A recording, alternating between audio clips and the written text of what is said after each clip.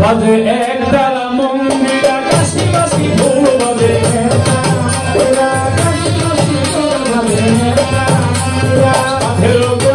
ছিল গেল পুরাইয়া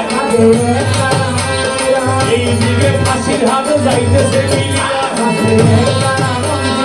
আই গালা ফাঁসি লইয়া রইছে রে দাঁড়াইয়া সঠিক দামে কিনবেন সামনে নেই বইয়া বাজে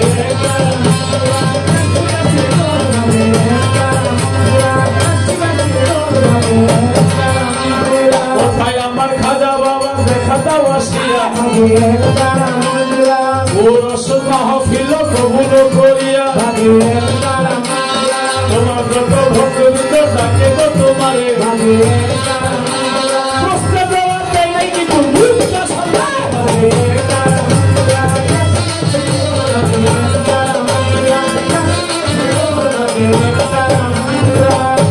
জবাব দিছে কে দিছে কি কইছে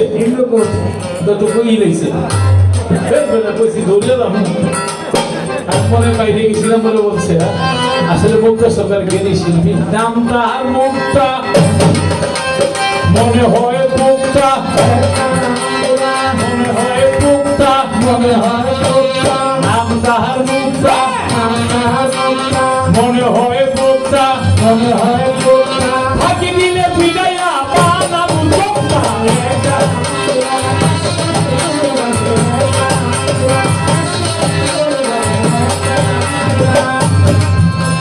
সভা করে আছে যত বলতেছি সবারে যদিও রাত্র কিন্তু রয়ে গেছে ওই লতিফ সরকারে একবারে খালি তারে সাইরা দিতাম না এরকম খাজা বাবার দরবারে এখানে অনেকেই গেছে ইয়াসিন মিনিস্টার গেছে নাকি খাজা বাবার দরবারের থেকে একটু দূরে একটা জায়গার নাম আমবাগান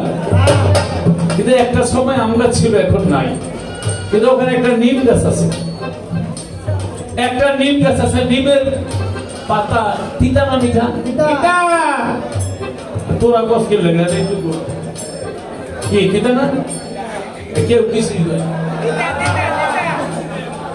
কয় নৌকাটা ধাক্কা দেবে মুখে খাও হাত দিয়ে ধাক্কা দেবে খাও নৌকর কিংবা হিন্দু এই উপরে নিম পাতা তিতা নাকি কিন্তু সেই নিম গাছের গোড়ায় গেলাম গাছের অনেকগুলি ডালা সব ডালার পাতা তিতা একটা ডালার পাতা মিষ্টি একই গাছ অনেকগুলি ডালার পাতা তিতা একটা গাছের পাতা মিষ্টি আমি জানতে চাই এই নিম গাছের একটা ডালার মিষ্টির সাথে পাতা খাজা বাবার কি সম্পর্ক আমার কথা রইল জবাব আমি চাই জবাব না দিলে তোমায় সারা সারি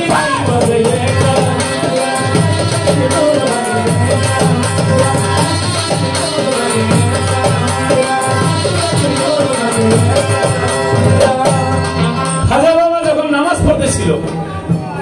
আর 20 ফুট ওজনের জাদুরে পাথর মারছিল তখন খাজা বাবা যখন নামাজের মধ্যে আত্মাই একটু পাঠ করতে গিয়ে একটা সময় সাদা টাঙ্গিটা দাঁড় করে না সাদা টাঙ্গি দাঁড় করছে আর 20 ফুট পাথরের মধ্যে আঙুল খাজা বাবা হেনে নিছে কিন্তু খাজা বাবা কেরামতি পাথরের মধ্যে রাখিয়ে দিচ্ছে মাথা ঢুকে হইতেছে আসলে কিন্তু জানে না জানো কয় জানি ও গেছিল খাজা বাবার দরবারে সব মুখস্থ গেছে তো কয়েকবার গেছে সব মুখস্থ সব জানে আমি কিন্তু এখান থেকে জিগাবো না পৃথিবীর হাজার হাজার সাপ বানায় ছাড়ছিল এই সাপগুলি খাজা বাবা একটা দাগের মধ্যে মাঝখানে বয়ে রয়েছে ওই সাপ আইসা দাগের মধ্যে ভিতরে ঢুকতে পারে নাই ওই দাগের মধ্যে সবর মারতে মারতে সাপগুলি ধ্বংস আমি জানতে চাই খাজা বাবা কি দোয়া করে দাগটা দিছিল আরে এইটা কইতে সেই দোয়া আমরা শিখবো শিক্ষা সাপ যত আছে সামনে গিয়ে দাগ দিয়ে চুপ করে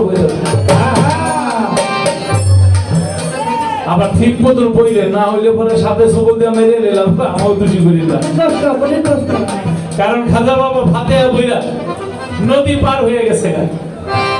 আমরা যদি ওইভাবে ফাতে করে নদী পার হইতাম তাহলে বরিশালের বাইরে একটা লঞ্চ দিতে পারবো একদিনটা লঞ্চ ডুবলে আরেকদিনটা ফাতে বইরা পাখির উপর দিয়ে হাইটটা বরিশাল তাহলে কি সাধনা করে দোয়া করে ডাক দিলে সাপ ভিতরে ঢুকতে পারে না